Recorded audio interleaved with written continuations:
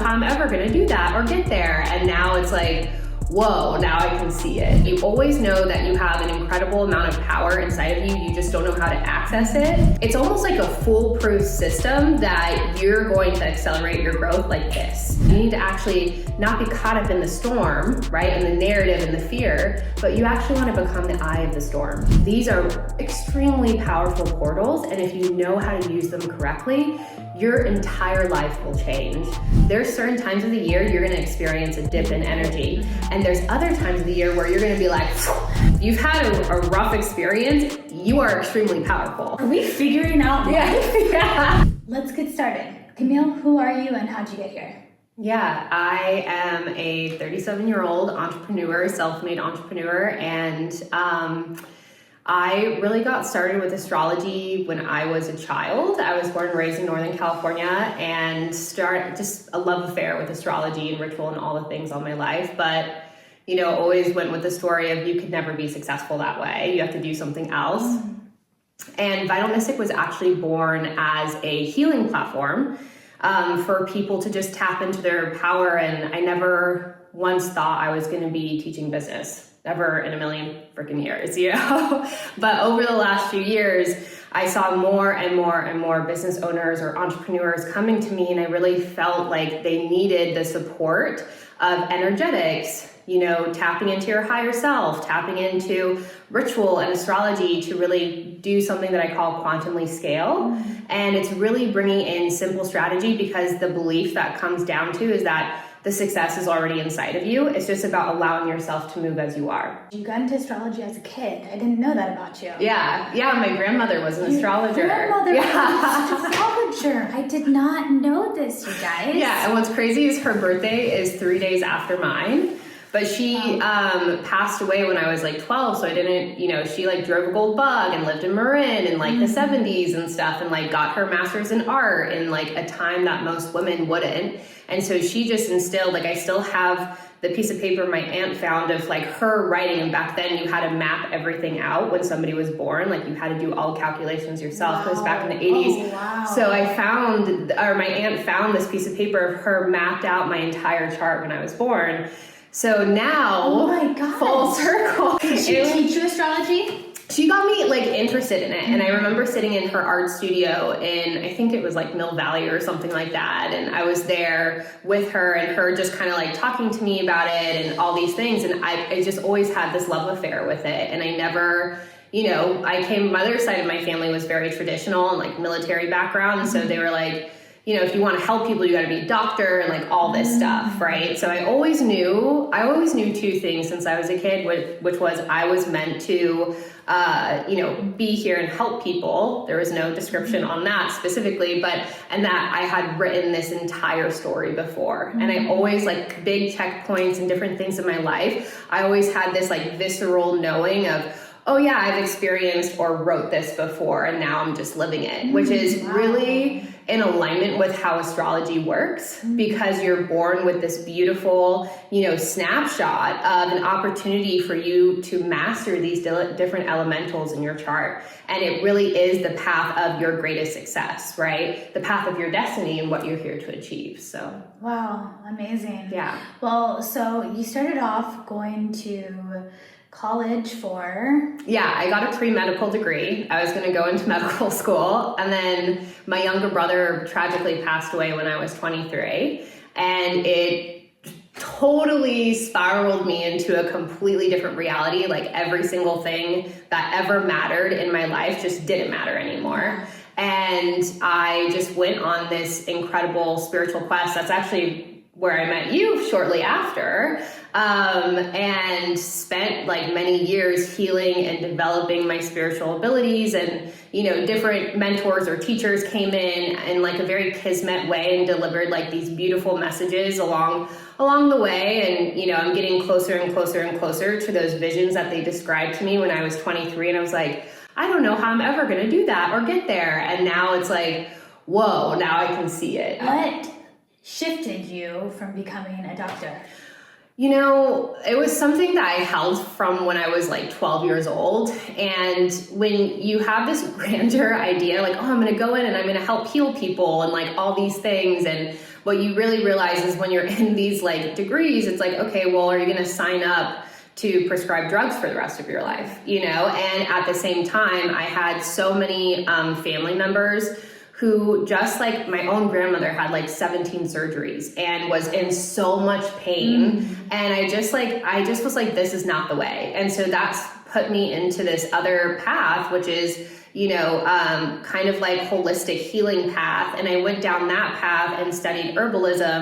And then eventually I came back and I was like, well, you know, what is happening in the sky connected to the plants, that's astroherbalism. And this is an ancient form of alchemy. And that's actually what I use in the rituals. So it's like, it was all these like cookie crumbs, you know? Yeah, like all these pieces. And I always say to people, especially entrepreneurs, it's like you can feel like you're in this like rat race to like, you know, trying to figure it out. And it's all these clues that you're gathering. And you're like, oh, I'm going to be a jack of all trades, but master of none. And the reality is that you're never here to be fit into one box or one path, and give yourself permission to use all these modalities and mold it into your own.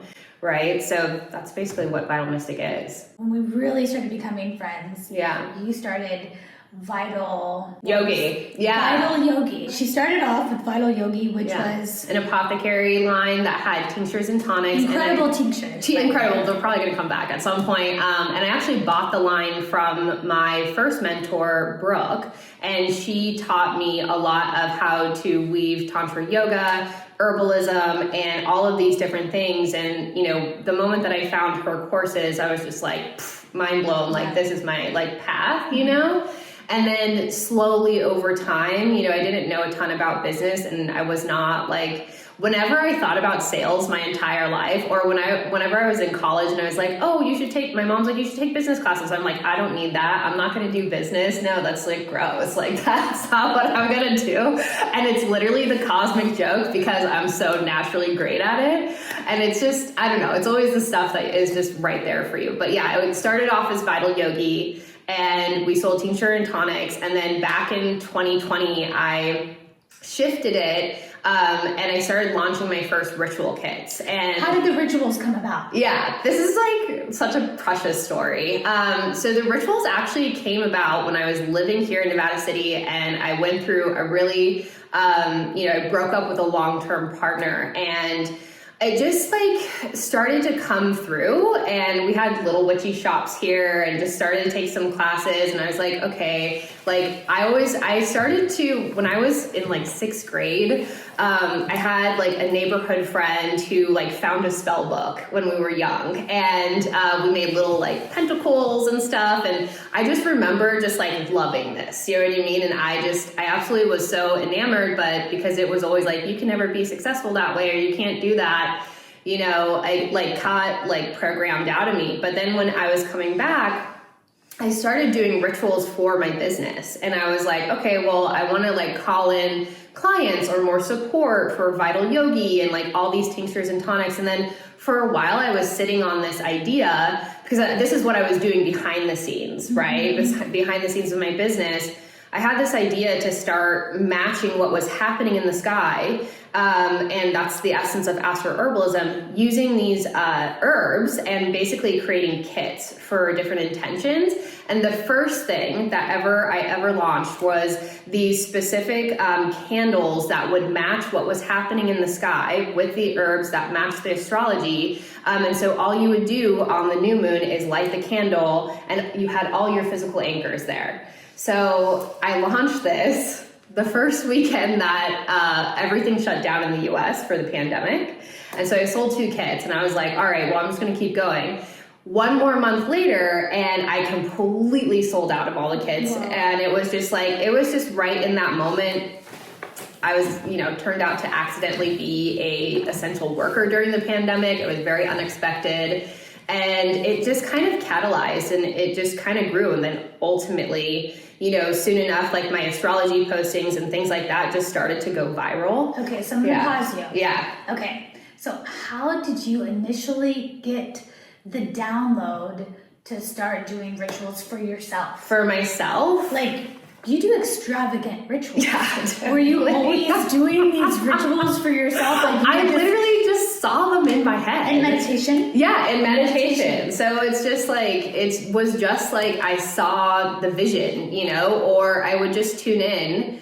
And it was kind of like one of those moments, you know how you always know that, I don't know if anyone else has felt this way, but you always know that you have an incredible amount of power inside of you. You just don't know how to access it. Yeah. That's how the rituals came through. And I was like, all right. Like, I remember January, it must have been January 2019 or 2018 going into 2019. And I was in a little cottage downtown Nevada City and just being like, all right, I'm just going to like, everyone was going out for New Year's and I just got this like intuitive download, like you need to just stay in and like plan your life, you know? And I was just putting stuff together then. And so I did my first ritual, and within the first week, like for my business, this was really big at the time as an herbalist, I literally made like $1,000 like out of just nowhere. And it was right after holiday season. Nobody was buying products. You know what I mean? So I was like, okay, I must be obviously onto something. And then it kind of like, at the time I was just reading different books, I was studying different things, and you know, the incantations came in, the visions came in of the actual ritual shapes. And then I just kept exploring and it kept working. You kept listening. I kept listening. You kept listening, kept following your inner guidance system. Right. You've always been really good at that. You've always just been like, okay, this is what I'm doing, following the breadcrumbs. This is leading to this. This is leading to this. Yeah. Okay, so back to your very first ritual candle that you put out. Yeah. How did that work exactly? Because you said all they needed to do was purchase the candle. Right. And Yeah. light it. Yep. And so what goes into it. that candle? What makes it so special? Totally. So if you are familiar with ritual at all, there's something that is called astroherbalism, and any good witch or, you know, anyone who is in ritual, you want to match the herbs, right? Herbs have a vibrational energy, right? And we're working with, and each herb, each plant is ruled by a certain planetary aspect. Not every witch knows this, but the roots of that come from alchemy and astroherbalism, right? And this is from a time when like astrology was really high regarded, right? And obviously now, you know, in our modern world, it's like, no way, that could be real. But, you know, the more that we tap back in, we actually see how effective it is. So having and matching like a new moon in Aries is going to have a vibrational essence that's different than a new moon in Taurus, right? And you can look at the different things that are happening in the sky and take there's a reason why planets and plants are linked. Like those two things, those root words are the same, and they are mirrors of each other. So in order to facilitate physical results, you would just put the match of the mirror of the physical plants into your candle, and using different herbs to mimic or hold a physical anchor of the results that you want to bring forward. I'm learning. I know. I'm like, this is such nerdy stuff. I'm like, I love it. I had no idea. Yeah. I literally had no idea. I thought that when you lit the candle, you had to like do this whole like visualization and prayer and this and that and this and that. I had no idea that it was, you just lit it and the herbs matched up with the planets, and that's... Yeah.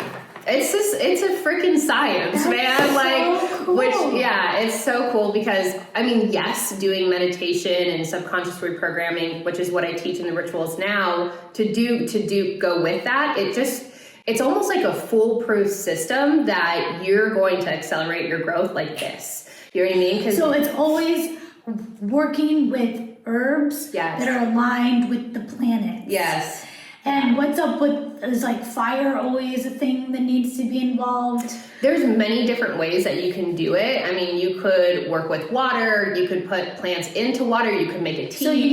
So you're working with herbs and the different elements, the four elements, depending on... Just the intentions of what you're doing. Okay. Yeah, each element in every ritual should be present, right? So maybe in every ritual, you're gonna have stones to represent the earth, you're gonna have sacred smoke to cleanse the air. And every ritual, you are going to have stones and sacred smoke. Yeah, sacred smoke, so or even something if you're for the doing air. a beautiful bath ritual that you do, you're going to have some all of those things. Okay. Exactly. And so because we're working with the 4 elements, and when we're working with ritual, we want to have something that's balanced, right? Wow. It's like the 4 directions, you know? And so when we're working with that, we're structuring, we're building a structure, we're literally building an energetic structure for us. And so a lot of people are like, oh, I'm going to do this ritual, and like the power's in the ritual, but really you're creating the physical altar for your transformation. And then you are the candle that you're lighting. You are the boundaries that you are setting with the stones. You are, you know, the sacred smoke or the incantations that you're saying or the visions that you're seeing. That's the mind, that's the air,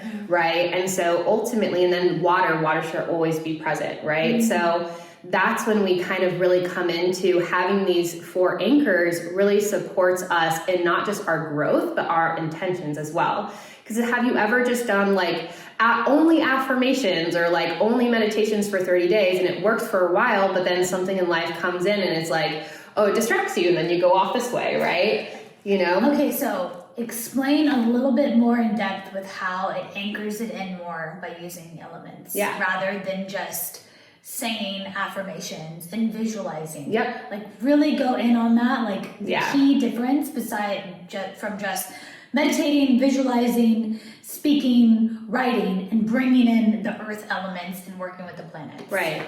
So above in the sky, we have the different planets, and each planet has a different element or, energy about it.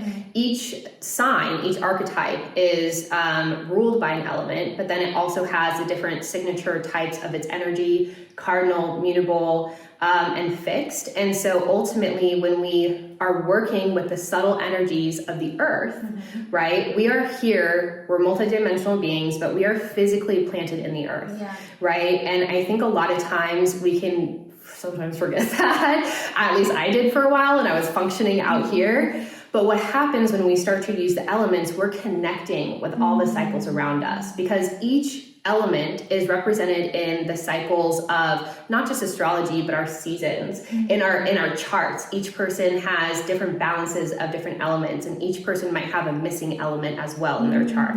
And that's something to just fully discover. But when we work with those elements, we're literally working with our physical, it's a multidimensional practice, physical, emotional, spiritual, energetic bodies. So it's more than just mindset and belief. It's like, I'm going to actually be rooted here, and I'm going to create something, not just for myself, but for the other people around me as well. I'm going to ground this manifestation into physical reality. Exactly. Working with the elements of nature, astrology.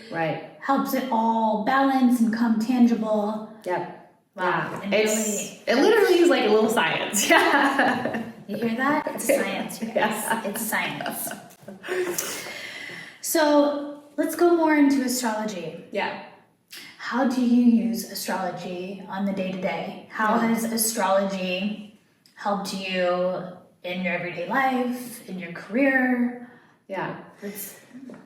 So astrology, a lot of people, when you get into it, it's more of like a self-discovery process, and so your entire chart is about a dance of shadow and light, right? And that's duality with us. And being in physical bodies, we are dancing with shadow and light. That's just what it is. And so ultimately, even in alchemy, we know that the more that we lean into shadow, or the more that we can turn lead into gold, we're actually going to expand more.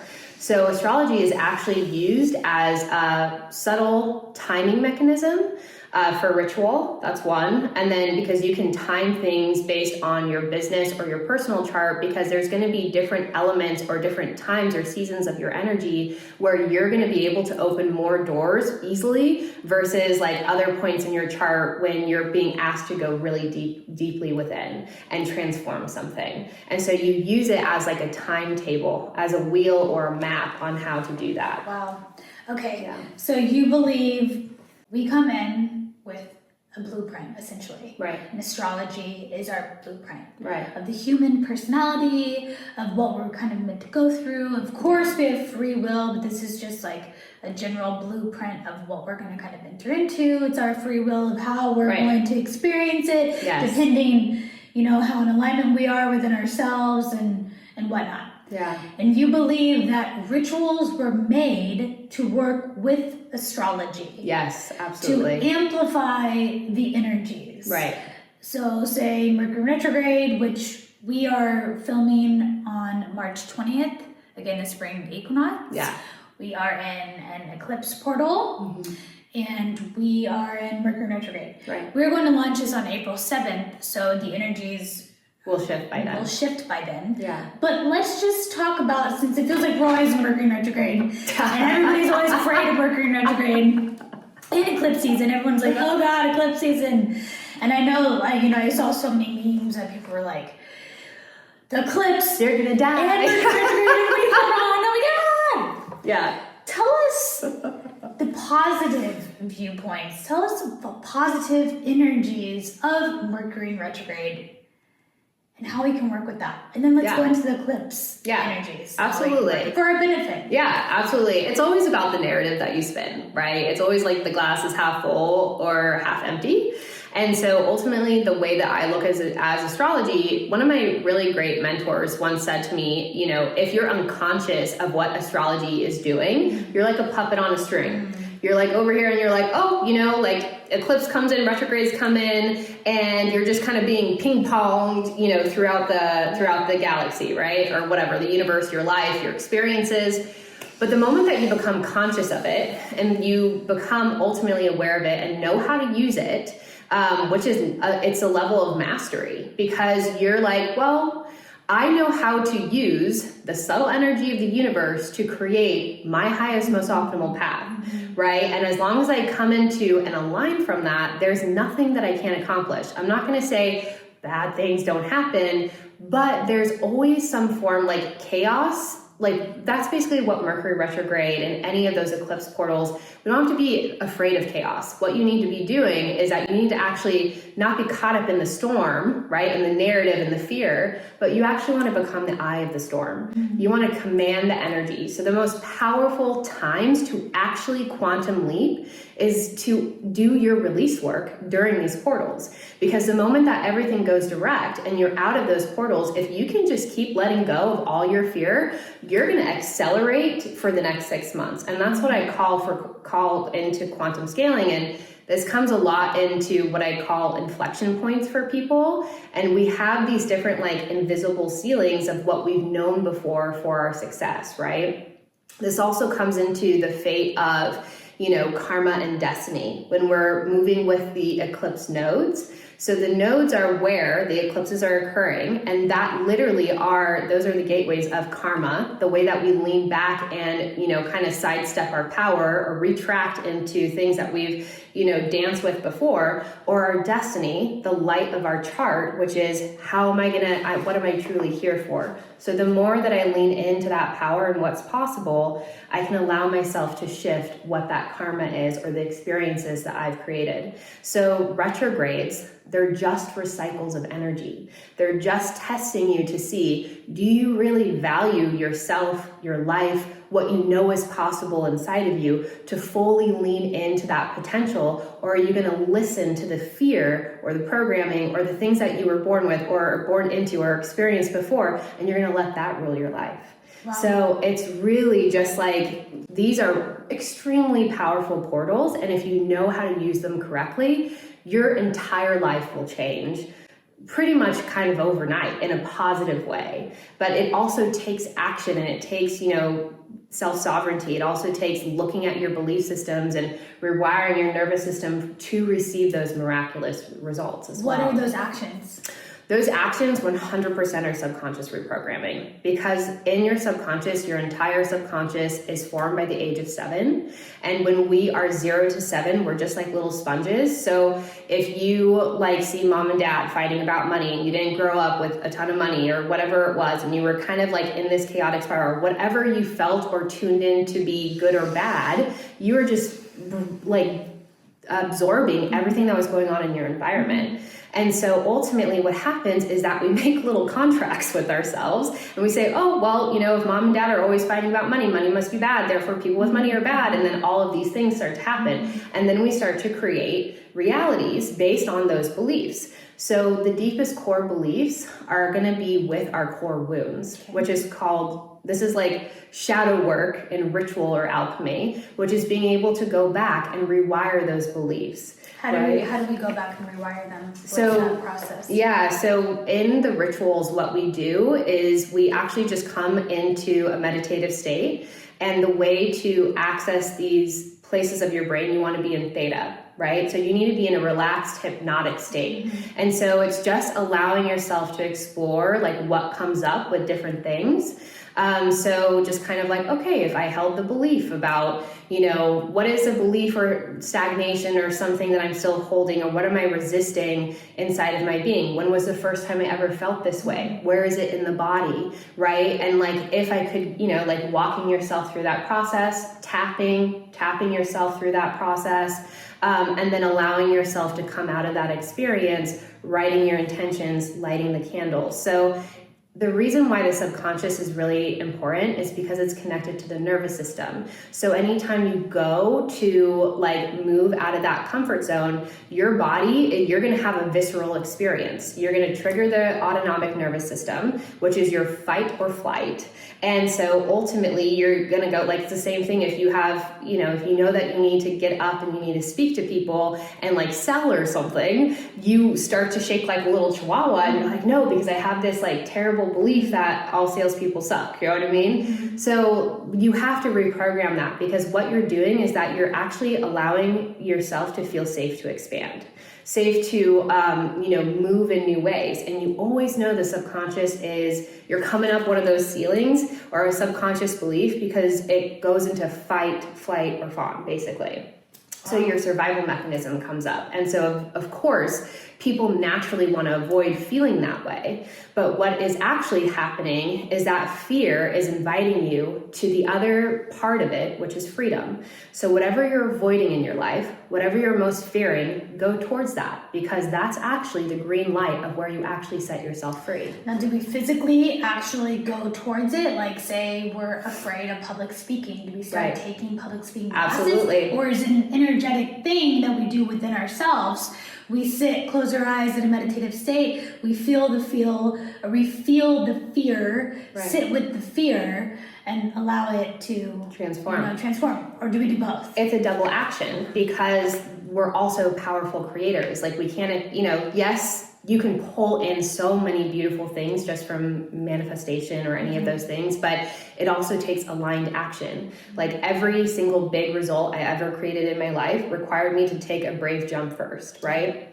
So for example, if you're scared of public speaking, maybe we start to like discover what that is. And then we say, okay, well, what's the one way I'm going to actually get over this fear is by putting myself in that situation and learning, right? And when you start to do that over and over again, you're actually telling the subconscious that you're safe, you're not going to die.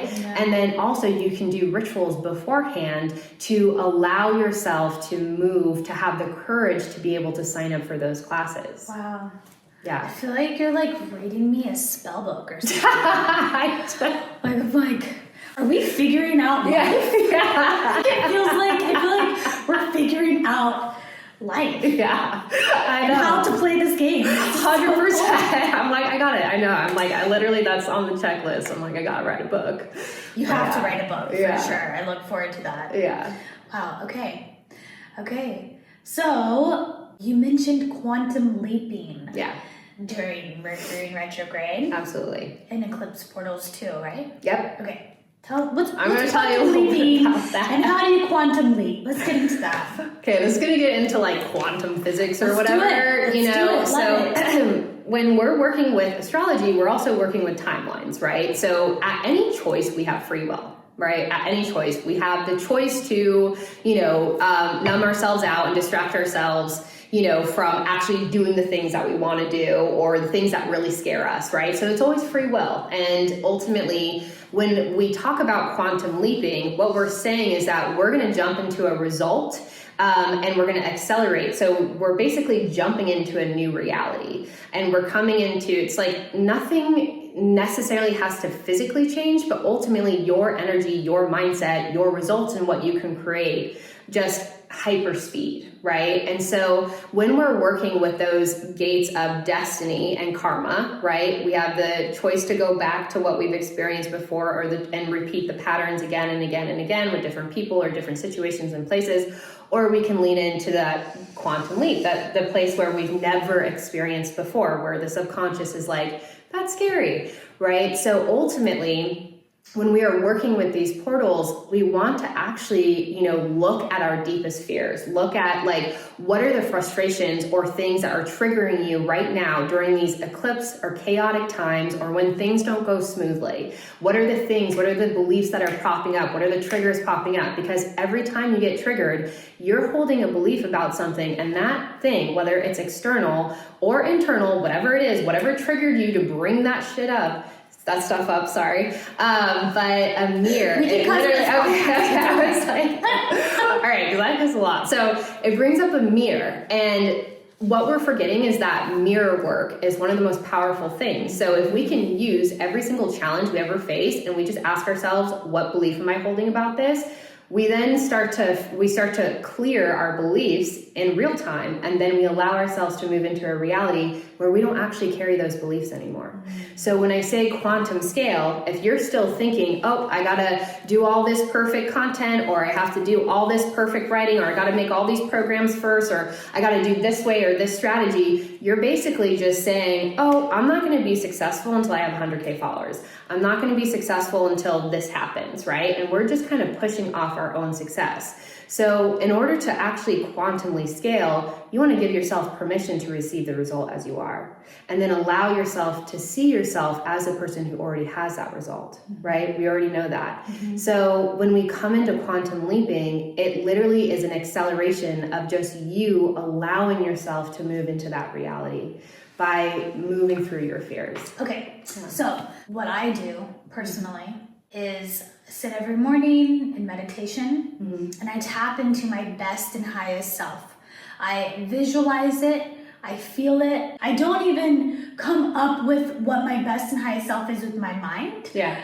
I get into a meditative state and I allow the source to download it into me. Mm-hmm. And then I see, I get visuals, and then I feel, and then I let go. Yeah. And I know that if I'm receiving these visuals and downloads, after a certain period of time, sometimes they will shift and change. Yeah.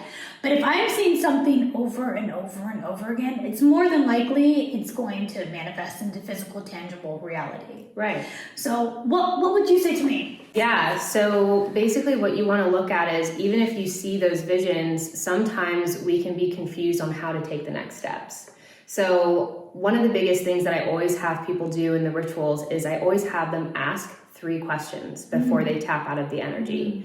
And it is very clear questions, because yes, receiving energy is extremely powerful. It's going to come regardless, because that is who you are and that's the vision realized. But what we also want to know is that we're also in physical bodies, in a physical world, that we have subconscious beliefs, right? We are holding trauma or experiences or whatever in our body. So naturally, if we are receiving these beautiful visions, some of the visions that I've received, I'm like, there's no fucking way I could be able to do that. You know what I mean? I have seen myself on stages for years, you know what I mean? And so ultimately, I have complete fear of public speaking.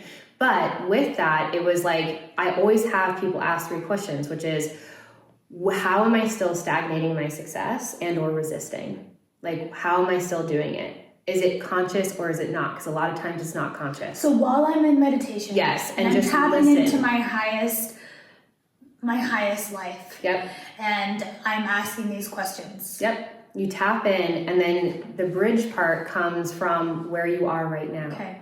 Right? Because we know where you're going, right? That's a part of that. But it's like, okay, well, how am I still resisting it in this moment? So what are these? These are the blockages. These are the blockages in the way. Right. To quantum leaping. Exactly. Into this. And so typically we have to wait for an experience or something to pop up, even externally during an eclipse or a challenge, and then we move through and then we get more clarity, right? Okay. But you can actually reverse engineer that and then just ask and say, like, Is there something that I'm stagnating or not seeing? Just listen to what the answers are.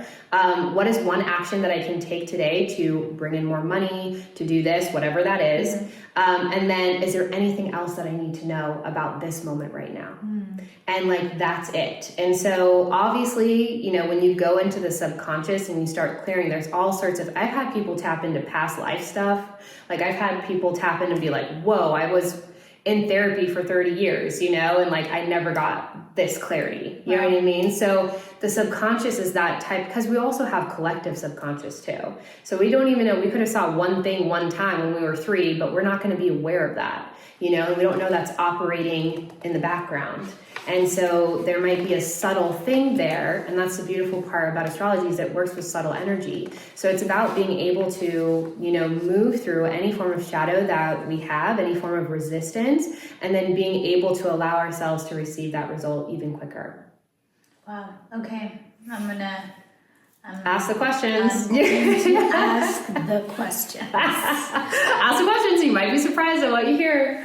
Yeah. Okay. So say I'm your client. What is day to day the most important tools to use or to tap into, or what rituals should I be doing on a day-to-day basis to be living my best and highest and most authentic self? Yeah, I mean, this is a case-by-case basis because, some people are caregivers, they have, or they're moms or, whatever it is. So it's like, my biggest thing is that, how can we make ritual so simple and so easy and so streamlined and effective that you're not going to come up with some excuse of not doing it. You know what I mean? So one thing that I would say is, you're probably already doing it, tapping in, asking those 3 questions of action, and then immediately acting upon it in the next 24 hours. Okay. So there's something that happens with ritual when we tap into a vision and we're like, okay, awesome.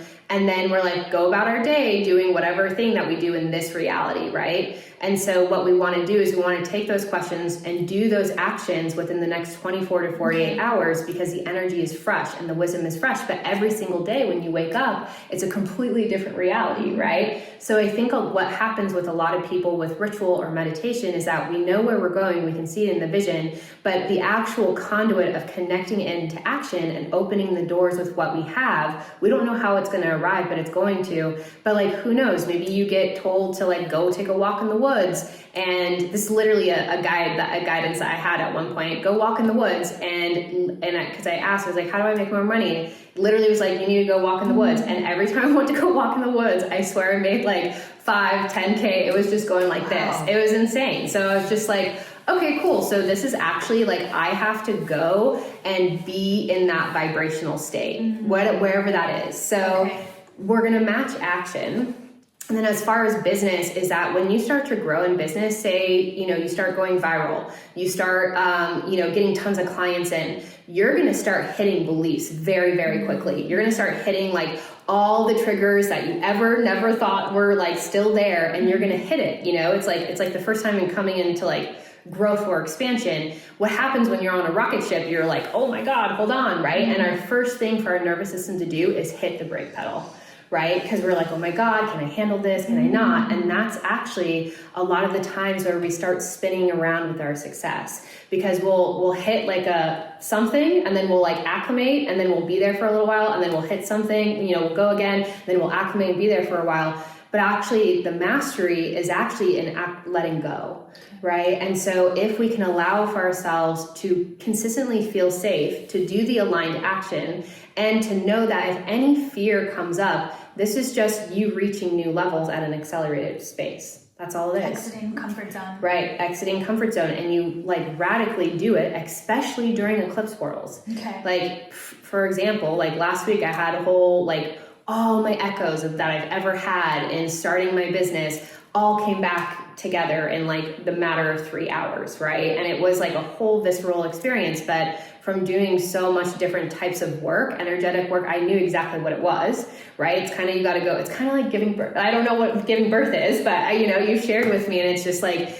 it's that you're giving birth to yourself. You know what I mean? And so you come out the other end and you've probably released some things, probably like, okay, well, like I'm actually fine. I'm safe. I didn't die, and then here are the next steps. So, wow. Yeah. Okay.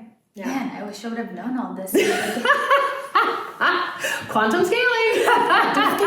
Well, we're still in eclipse portal, so I got time. 100%. When do we exit? And when is the next eclipse portal? Yes. So people can take these tools and advice and use it for the next time. Yeah.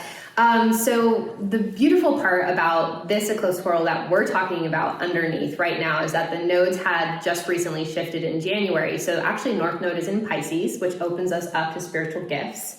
And the connection to the universe. South Node is in Virgo. So we just entered this first eclipse portal, kind of balancing on those nodes, March 13th. And then the second eclipse, because it's always kind of like painted in the sky, the second eclipse isn't in Pisces, it's in the last one of Aries. So that's where the nodes were for the last year and a half. And so it's a solar eclipse on March 29th. And so the area of your chart that is ruled by Aries, which Mercury is moving backwards in, retrograding. Venus is retrograding there. We have Neptune moving into Aries. This area of your chart is getting a full up level, right? So everybody's chart is going to be different. So basically, those are our eclipse portals. Our next portal will be September 7th to the 21st. And then Mercury retrogrades happen about 3 times a year. Mercury will go direct April 7th. Venus will go direct April 12th on the full moon. So the first full moon after the eclipse portal. So around April 12th, all of this energy is going to go direct. So it's kind of like pulling back a slingshot. And if you can release more during that time, you're going to shoot even further. So you don't think it's necessarily important to know day to day of your astrology what's going on, but really when it's the eclipse portals and Mercury retrograde, that's the time to really hone in, dive into yourself, do the work. It's kind of like, it reminds me of EMDR. The work that you're talking about. So go in, do the subconscious work, reprogram, let go, and fucking blast off. Yes, exactly. And so that's going to catalyze, because eclipses work in 6-month intervals. So does every new and full moon. So every new moon is always connected to its opposing full moon, right? So that's how we work in 6-month timelines. Like the first time I ever listened to my intuition, overcame my fear, did my first digital products. I launched into my first 10K week. I did an eclipse ritual series. That was my first one back in May 2022. And then 6 months later, I made my first 50K month, which was just overnight, it's like there are repeatable patterns here. And so, yes, I do think being aware of your chart on a day-to-day basis and how things are facilitating, you're going to move through different cycles. And as far as business goes, we like to time different things at certain times because there's certain times of the year you're going to experience a dip in energy. And there's other times of the year where you're going to be like, you know what I mean? Right. There's also other times of the year where it's going to be cash flow for you to come in. So we can actually work with the rituals. And I always recommend yes, the daily rituals are amazing. If you can, 1 ritual per week. And really, I always say, release work is incredibly powerful. Whatever desire you have or goal that you're setting yourself, going towards, ask yourself, what are the 3 top things that I'm avoiding? Do those first, and then you're accelerating. Does it matter which time of the day? Do you do these rituals in the morning? Do you recommend it doing at night? Yeah, some people are morning people. Some people are night owls, I think it's just depends on what your schedule is, as long as you can bring it in. Now, if you wanted to get really nerdy, there's something called planetary hours, and you can actually use the hours of the day that are ruled by certain planets. This is really nerdy alchemy, and you want to use that planetary hour. So for example, doing a ritual during Venus hour for more money or wealth is going to be more powerful than doing a ritual during Saturn hour. So Venus is the planet of love and money. And so ultimately it rules how we attract things in our lives. So your magnetism, the way that you pull things in, that's based on self-worth and what you believe that you deserve, right? And so everybody has shadow and light with their unique Venus sign, and how they attract things or bring things in is going to be unique to that and where that Venus is in their chart, right? So ultimately Venus, planet love, love and money. Then also there's Saturn, that's, like kind of grandfather energy, and it's restriction, but it's really good for like protection work or grounding or anything like that. And then there's also Jupiter. You know, Jupiter is incredibly powerful for expanding and bringing new opportunities and bringing growth, right? So you want just having a basic knowledge of how all the planets, you know, and like all the different type of energies that they provoke or bring forward into your chart, that's going to help you facilitate even more. What defines being a witch? It's so funny because I had this like thought in my head. I was just thinking about it right before we started the podcast, but I was like, you know, a witch to me is somebody who is sovereign within their power. They're also sovereign within their mind. They're willing to, you know, traverse into the deepest, darkest corners of their own being and be able to turn that into light and then come back and teach other people as well. You know, witches have been revered as healers, and I think, you know, anyone can call themselves a witch, but honestly, you know, what I know of the path of myself is it is not for the faint of heart. It's being able to go through life and have so many different things be thrown at you and still being able to come back into that essence of your connection to the universe, your power, and being able to listen to that above all else. Yeah. Even doubt or fear from other people. I don't know how many times people told me I wasn't going to be successful, you know, doing ritual or astrology or whatever it was. And here we are. Here we are. Yeah. And you're an amazing, beautiful witch. Thank you. So inspiring. Thank you. What does it mean to live as a multidimensional being? Right. Yeah. What is that actually? I was actually just thinking about this on my drive up here. I was thinking about it, and it's very similar to the way that, you know, G mode on, like it's very similar to that. And I was just thinking about it, like when we are when we're fully awake, and I don't mean like you're woke or anything, but I mean, we're awake. We know that we are eternal. We know that we're incredibly powerful. And then we also take responsibility for that power by being able to curate or make choices, or not like, you know, being like, oh, this is always happening to me or whatever it is. It's like, I'm going to actually take my power back in that process. So it's being able to work with all bodies, mental, physical, emotional, spiritual, all of those things at the same time and integrate them, right? Not just one or the other, right? But being able to balance fully and being able to work with the incredible energy that we have, not just for our benefit, but for the people around us too. Absolutely. I fully agree. Yeah. That's why I'm doing this. Yeah. To step into. It's no small feat, man. putting basically taking something that you're being guided to do from your intuition and then bringing it into a physical form. You get initiated in the most amazing ways, but it literally is like, I'm like, this is ultimate mastery. Like if you can do that, like that is ultimate mastery. 100%. I agree. Yeah. And it's so cool that we're sitting here after all these years. Who would have known? Yeah. We became friends in 2011. Yeah. And we met at Lightning in a Bottle. Yeah. Right? Yeah, well, we met at Lightning in a Bottle. Yeah. Yeah, exactly. And then shortly after, I was like, hey, you want to come to Burning Man with us? Yeah. We went to Burning Man. And we have just watched each other go through so many different chapters and phases of our lives. 100%. And we both owned multiple different businesses. Yep. Yeah. And we have always been, I feel like our connection, at least is how I feel about you, we've always had a very strong spiritual 100%. connection. Yeah, definitely. You and I have always been very passionate and interested in the spiritual, multi-dimensional, cosmic reality and existence. I feel like we always knew our worth. Right. You know, we were always like, no, we're going to fucking create an amazing life. Right.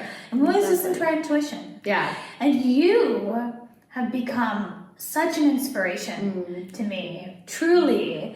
And I'm just so amazed of everything that you have created and are creating. Thank you. And it's so synchronistic because when I've been watching your videos lately, the aligning of this first episode the aligning with the energies and astrology and all the things when I launched. Yeah. When I launched my business. Yeah. And it's just, I'm like, it's just been kind of mind-blowing of 100%. like, whoa, everything is aligning, just like you said, when you tap into your inner guidance system and you override the negative beliefs and the fears and you just go for it. 100%. And that's your biggest thing is like, at this point, I've just realized like I'm the only one that's stopping me. At some point you realize that, you know, because the world is going to be the world as it is. But, you know, I always say like whatever is whatever comes into my life that's a challenge or anything, it's just mirroring back to me how powerful I am, right? It gives me the opportunity to see how powerful I am. And like that literally has just been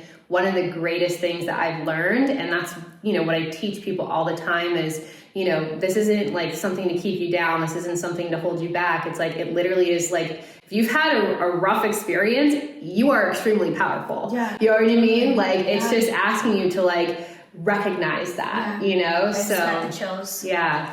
Yeah.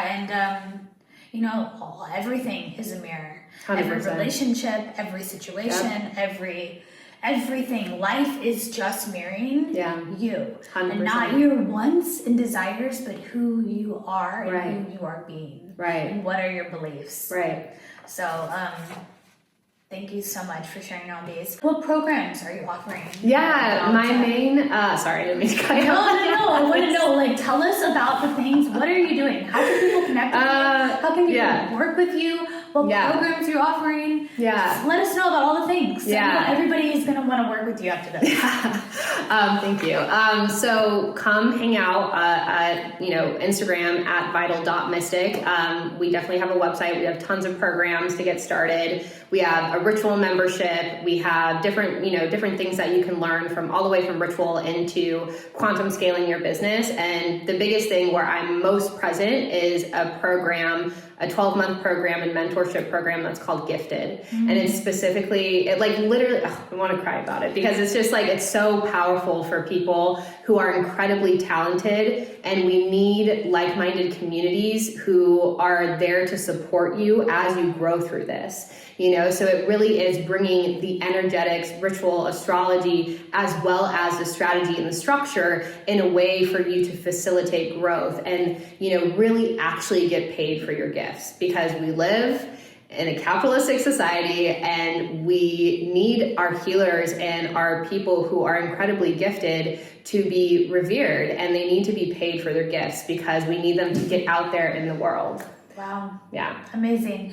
And Camille also does monthly and weekly astrology forecasts. Yep. Correct? Every Tuesday at 10 a.m. Every Tuesday at 10 a.m. live? Yep, live. I do live. Yeah, I love going to Instagram. It's not only so visually beautiful and appealing, she does the most incredible, most beautiful rituals, and also provides a lot of wisdom. Thank you. Yeah. Come hang out. Oh, I will be. Yeah. I will be. And Camille, I'm just so grateful that you took the time to come up here from Santa Cruz and to be my first guest. I'm so excited for you. So you guys, thank you so much for watching and tuning in for the very first episode of G Mode On. We'll drop all the links to connect with Camille, and I will see you guys the next episode. Love you guys, and thank you. Thank you, Camille. Yeah, thank you.